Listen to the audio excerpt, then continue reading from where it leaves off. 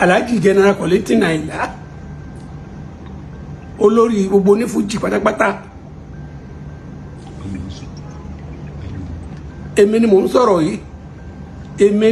sọ̀rọ̀ yìí gbogbo ọ̀pọ̀lọpọ̀ èèyàn wọ́n ti rò pé mo ti kú ni bẹ̀tì lásùt ọba ni wọ́n.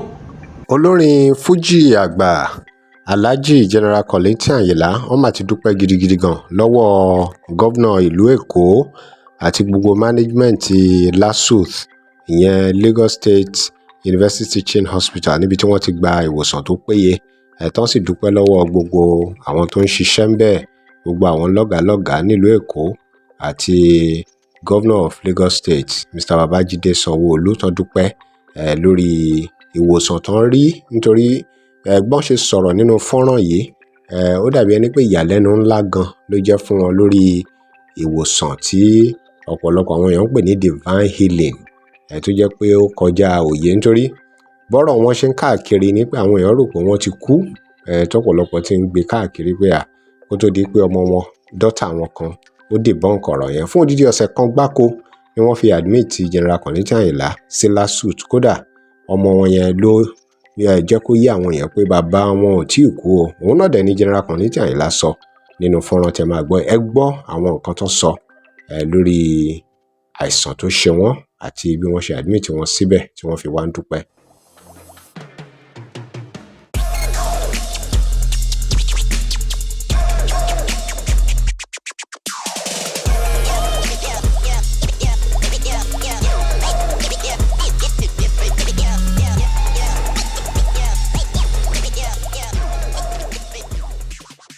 Welcome to Digi Nigeria. Remember to like, share, and follow us.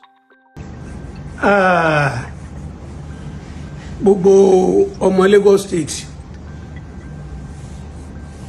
à ń dúpẹ́ lọ́wọ́ yín à ń fi àsìkò yìí a fi ń fi nǹkan tí ọ̀pọ̀lọpọ̀ ò mọ̀ a fi ń fi hàn yín ní LASUTH hospital lábẹ́ aláṣẹ ọlọ́run bá má fa ìsàn ṣe wá o ó lágbára ọpẹ́ ni fún ọlọ́run. ọlọ́run nìkan ló lè gbà yán lẹ̀ o àmọ́ wọ́n gbìyànjú fún mi torí mi bá sì mọ̀ sí láyé mọ́ àmọ́ ọpẹ́lọpẹ́ wọn Alhaji General Kollington Ayinla olórí gbogbo ní fuji pátápátá èmi ni mò ń sọ̀rọ̀ yìí gbogbo ọ̀pọ̀lọpọ̀ èèyàn wọ́n ti rò pé mo ti kú ni bẹ̀tì lásùt ọba ni wọ́n mo gbàtẹ̀wọ́ fún wọn LASUTH lábẹ́ bàbá wa Adétòkunbọ̀ ó Fábànwò ọlọ́run bá má fa ìsàn ṣe wá o ó lágbára ọpẹ́ ni fún ọlọ́run. ẹ wo bí gbogbo bí ṣe rí ẹ wo gbogbo bó ṣe rí ẹ wo bó ṣe rí ẹ try.